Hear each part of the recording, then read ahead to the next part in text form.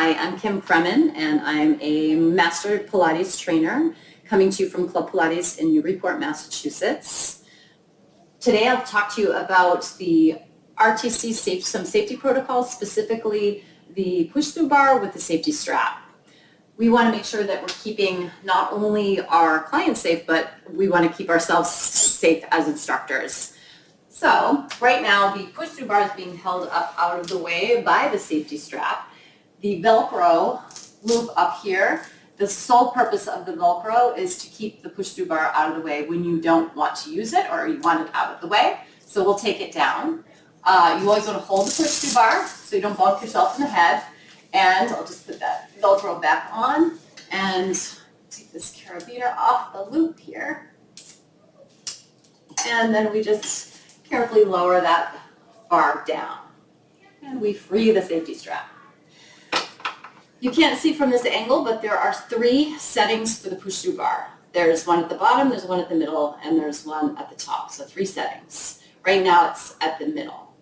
And generally speaking, the push-through bar will be at the top setting or the middle setting, not usually at the bottom setting, except like swan and you like the back extension exercises. Most people will probably have it at the bottom, but just know that those settings are there, so make sure you're adjusting that for your clients as well. So I'll be working with myself, so I'll be putting that in the middle because most of the settings are in the middle. The safety strap is always used, there's no exceptions, always used when the springs are loaded from below. Always, so whether you're doing feet on the push-through bar or whether you're doing hands on the push-through bar, it's always loaded from below. There'll be different, and there are some exercises you'll also want to spot the push-through bar as well.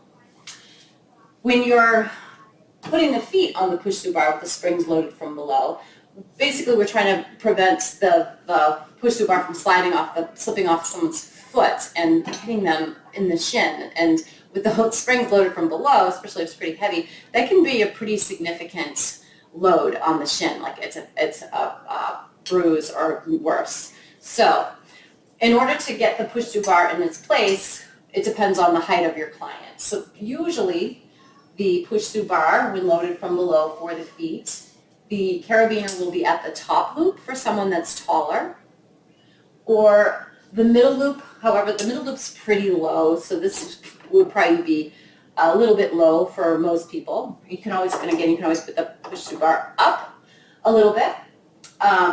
Most people are kind of in between these 2 loops. So you can adjust that by taking the strap itself and just wrapping it around the push-through bar once or twice. So I am going to do it twice for myself because that's usually what I'll do when I'm doing footwork from below. You always put the safety strap on first before you load the springs.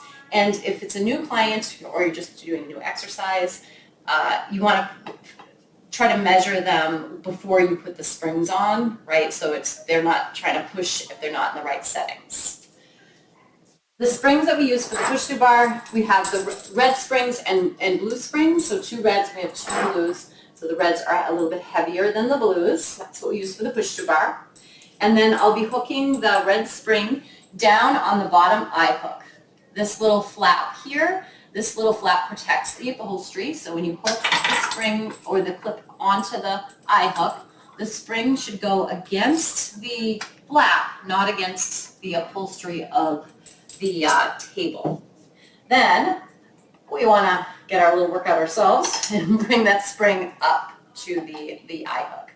And now it's nice and secure as it's loaded, so that if my foot slid off of the bar, my shin wouldn't get all banged up. So nice setting for me. I have to work a little to get there. And as an instructor, you will help your clients get into position, so you can hold the push-through bar up for them depending on the client. Okay, and you can also do footwork from the other side, right? Footwork from the other side is nice as well. So either way. Okay. Then when we use the push-through bar springs from below with the hands on the bar, again, we'll probably have to change the setting to a little bit lower. Now this might be okay as long as the arms are long enough. And we have the safety strap on for that, for the hands on the bar, just to keep the bar from hitting someone in the face in case it slides off, because that you definitely don't want that to happen, because that's a lot of spring, and this prevents that from happening. And some exercises will also spot the push-through bar.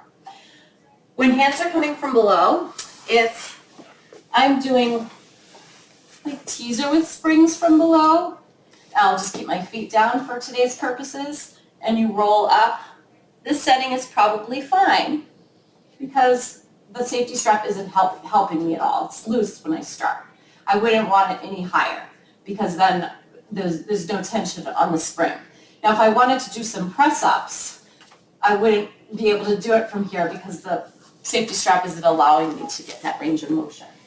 So if I'm doing something like that, then take the spring off first. Always unload the spring before you take the safety strap off. I'm going to take the safety strap, unloop it, and bring it onto this middle loop. And load the spring from below.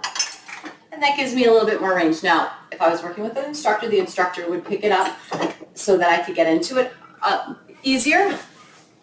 But I'm going to slide underneath. And see, this gives me much more range to work with, so I can do like that little chest press or tricep chest press and stay nice and safe. So if I let go of the bar, it doesn't come and knock me in the face. Nice and safe.